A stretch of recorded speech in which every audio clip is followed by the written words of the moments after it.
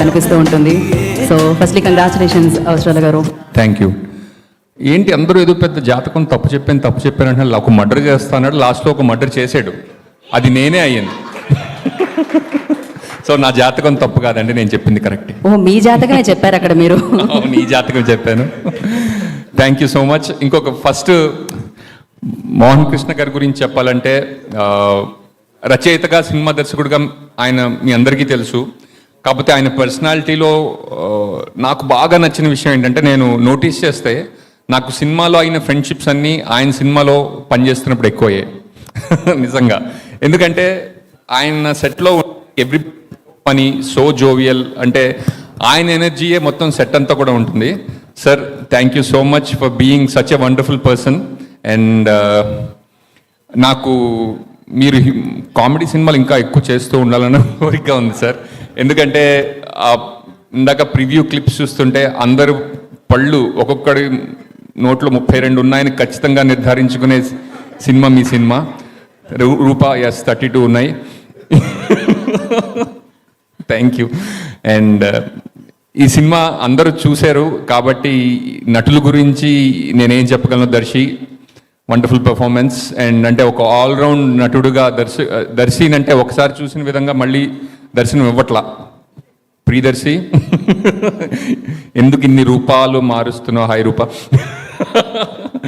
And wonderful performance. అంటే సెట్లో చేస్తున్నప్పుడు కంటే సినిమా చూస్తున్నప్పుడు ఎస్పెషల్లీ ఆ రింగ్ తీసేసే సీన్లో వాటి పర్ఫార్మెన్స్ అనిపించింది రూపా. కంగ్రాచులేషన్స్. అండ్ కిషోర్ నిజంగా అంటే కిషోర్ స్క్రీన్ మీద ఉంటే డైలాగులు కూడా వినిపించినంత ఎనర్జీ ఉంటుంది థియేటర్లో. అది ఎట్లా. అండ్ హర్ష నిజంగా నాకు మీ నటన అంటే చాలా ఇష్టం అండి. And Bhargava thank you. Vinda గారు and what a journey with you sir. I'm so happy that you know we have, అంటే నేను అత్యధికంగా సినిమాలు అంటే విందా గారి కెమెరా వెనుకుంటే నేను ముందు ఉండడం జరిగిందనమాట. Thank you so much Vinda గారు. అండ్ కృష్ణప్రసాద్ గారు ఎందుకు కాల్ దించారు. Thank you so much sir. Sir లేదు, నాకు భయం వేస్తుంది, నేను 2 అడుగుల వెనక్కి వెళ్ళాలనిపిస్తుంది. Thank you so much for being a family.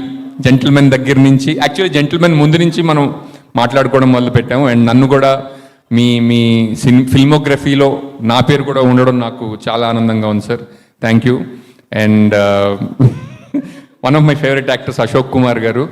అంటే నాతో ఆయన జో అచ్యుతానందలో పనిచేశారు, 101 జిల్లాల అందగాడిలో పనిచేశారు, ఫలానా అబ్బాయి ఫలానా అమ్మాయిలో పనిచేశారు. ఆయన్ని డైరెక్ట్ చేయడం నేను బాగా ఎంజాయ్ చేస్తాను sir. And thank you so much. And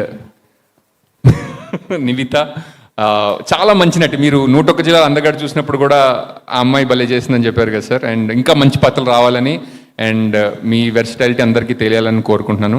and ఇంత ప్రాజెక్ట్ని అంటే లాస్ట్లో మీరు క్లైమాక్స్ చూసినట్టయితే ఉన్న నటులందరూ అక్కడే ఉంటారు. అండ్ ఇటువంటి ప్రాజెక్ట్ని హ్యాండిల్ చేయడం చాలా కష్టం, ఎస్పెషల్లీ స్కెడ్యూలింగ్ దాంట్లో ఆలోచించినట్టయితే కనుక. సురేష్ గారు థ్యాంక్ యూ. అండ్ నన్ను మీరు నెక్స్ట్ సినిమాలో కూడా ఇంతే జాగ్రత్తగా తొందరగా పంపించేస్తూ లేట్గా పిలుస్తూ ఉండాలని.